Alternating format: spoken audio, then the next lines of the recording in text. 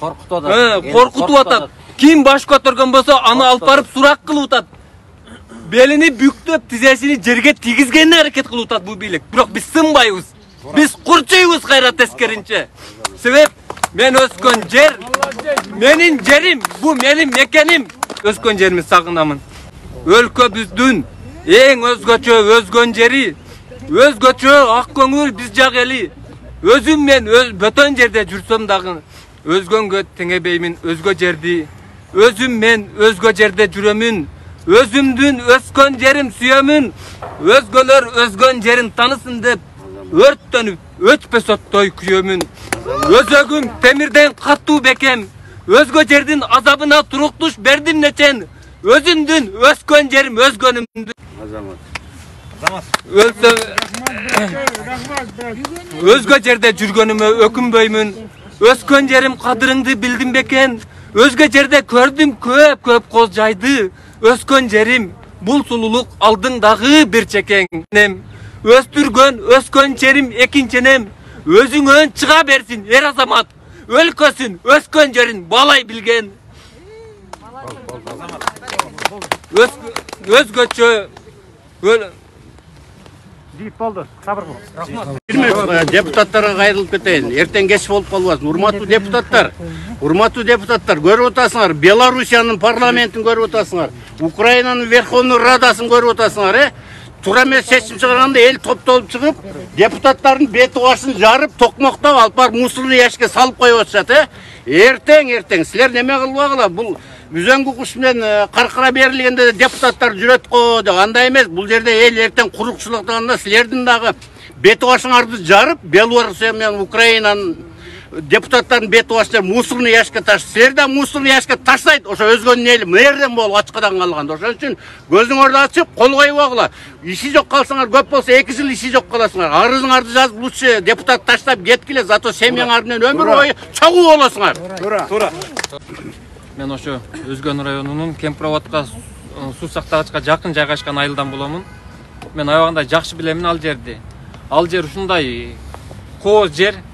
Менин көз карашымда ал жер, мен өскөн жер мен үчүн бейиш. Ал жердин кетишине мен карышымын. Мен эле эмес, менин айылдаштарым дагы карышы. Бүгүнкү чечим бул эң туура эмес чечим.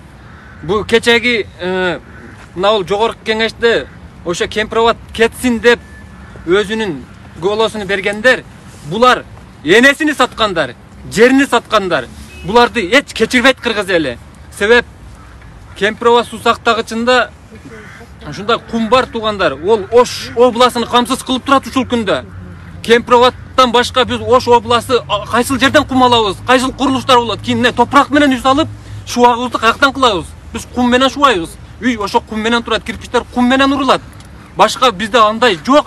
Кемпироват суу сактагычта күнүнө 200 гамаздан кум чыгат. Мен ошо карьердин жанында жашаймын, Орто Арык деген айылдан.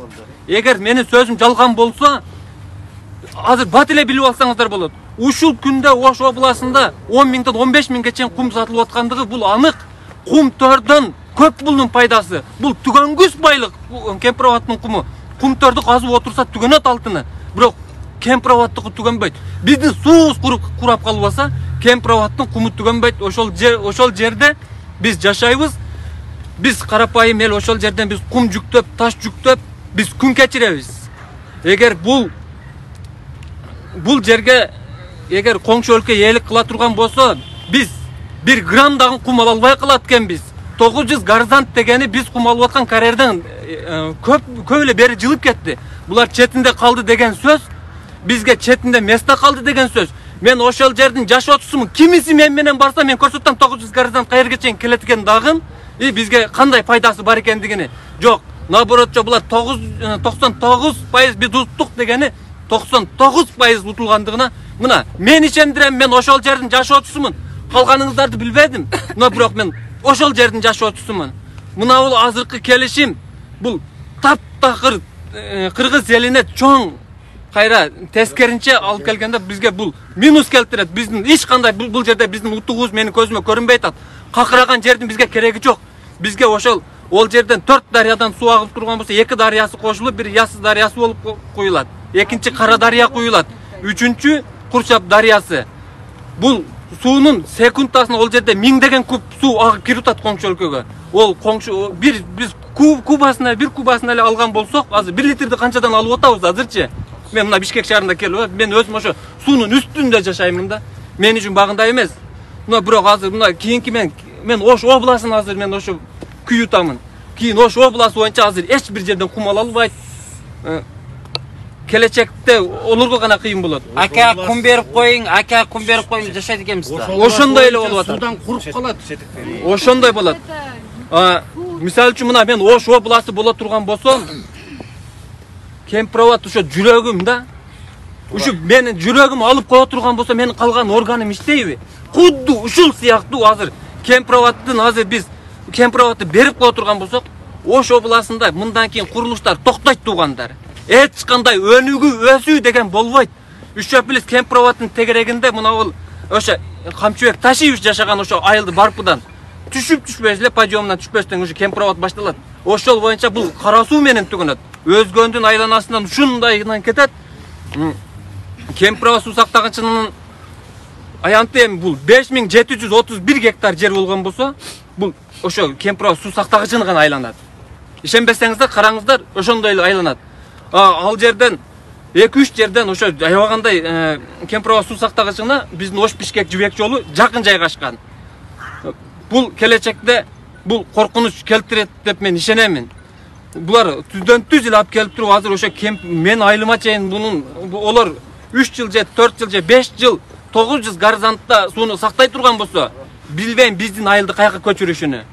Мен ойлоп атамын, онун таасири сөзсүз түрдө менин айылыма жана менин жакындарыма, мага дагы онун залакасы тиет деп мен ошону азыр ойлоп ошону мындай коркунучтамын ошол жагынан. Бул чечимди жок кылганы аябагандай жакшы болот. Бүгүнкү мен бийлик өкүлдөрүнөн суранамын. Урматтуу бийлик өкүлдөрү, урматтуу деген атка татыктуу болуңуздар. Ошо урматтуу гана болуп калыңыздар. Мен эч кандай сиздерге жаман оюм жок. Урматтуу деген сөздүн ээси болуңуздарды мен суранамын.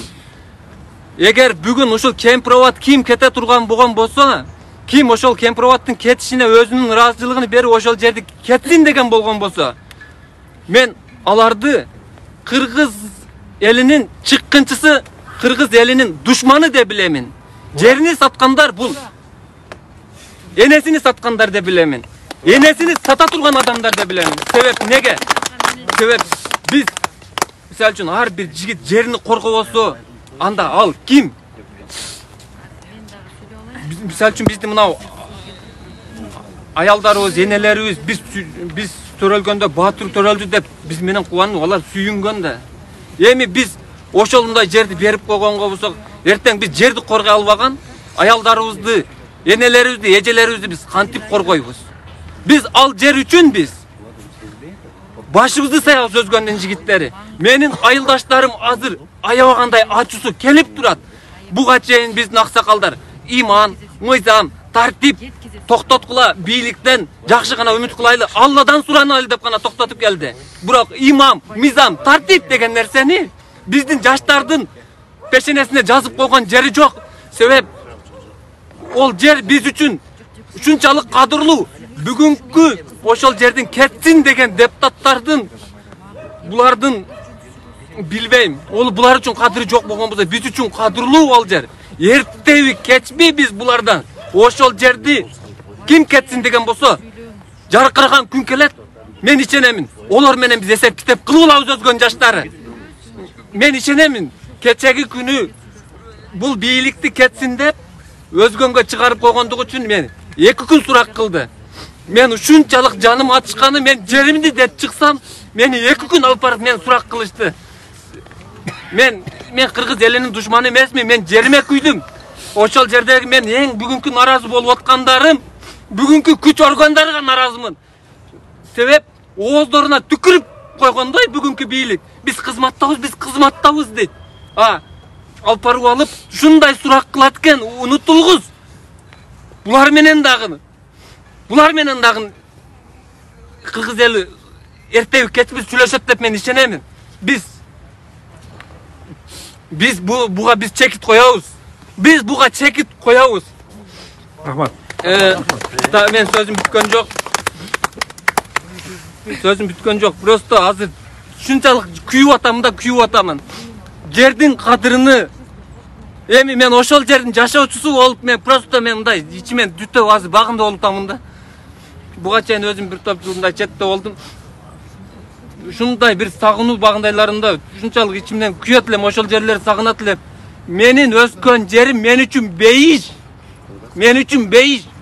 Мен келип, мен Москвадан келгенден кийин мен айылымдын үстүнөн чыгып, мен ошол жерлерге барып, мен ошол жерлерди мындай айланып чыгып көрүп, мен ушунчалык мен ушундай кооз жерде мен жашаймын деп мен өзүмө багында кылган элем, сугунтанган элем.